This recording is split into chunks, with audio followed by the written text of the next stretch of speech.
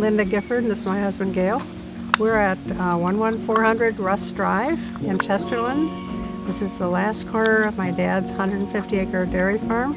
We have 27 and a half acres.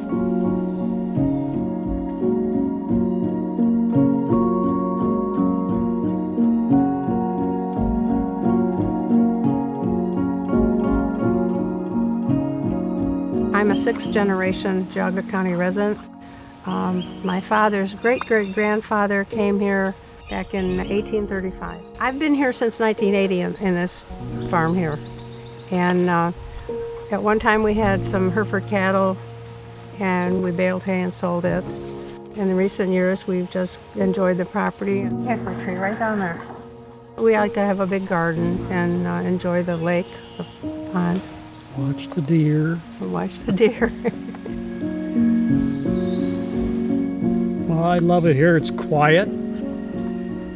Nature all around us. It's very special because there's so much growth in Chesterland and I don't want it to be developed. And we could split this up and sell lots on it, but I don't want to do that. I want to keep it a farm forever and natural. We're trying to reforest part of it and it's just special to me. Linda and I both like trees. We planted a lot here in the yard, plus a lot out in the field. We've got several flowering trees, bushes, birds, rabbit. We had a rabbit in the backyard this morning. It's something we don't see too much around here.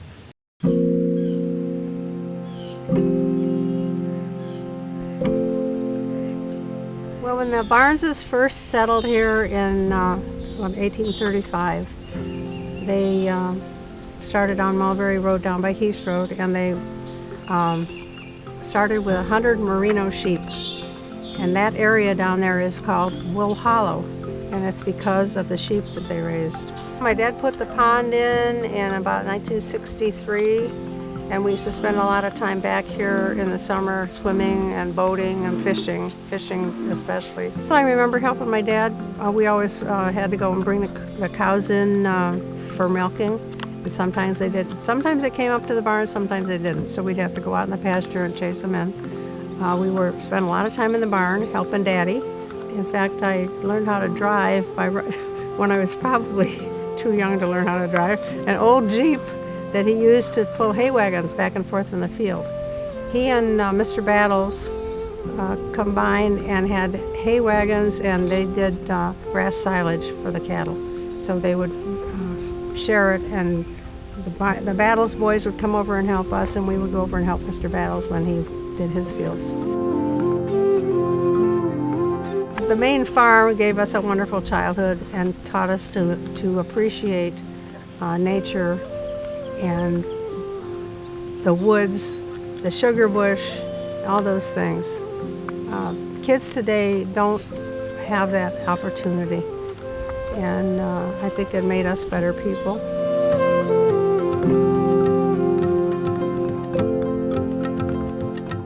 I had heard about the conservation easement with Western Reserve when Chesterland had 80 acres. At that time, it's protected by an easement. I was interested in it because I had some friends who had conservation easements, and I talked to them about it. And it's a way to protect the land from development and a way to increase the value of it, I think, with having it more forested. Somebody walked around here in the field a year ago and said, "This is a pollinator's paradise." And butterflies everywhere. We have butterflies. We have a lot of milkweed growing. We're trying to plant things that will attract butterflies and bees. And I just think it's an important thing. And working with the Western Reserve Land Conservancy was really great. We had good people come out and talk to us, and we understood what was happening and how Very things informative. would work. And we decided to go ahead with it. It's a good thing.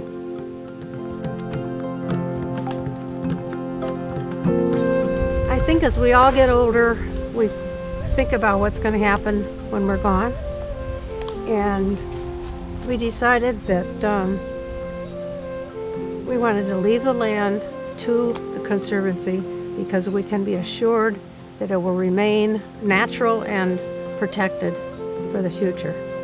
I believe from what the Land Conservancy people told us, they have options of what they can do with the property, but I'm convinced that they will do what is right and keep this as a natural area.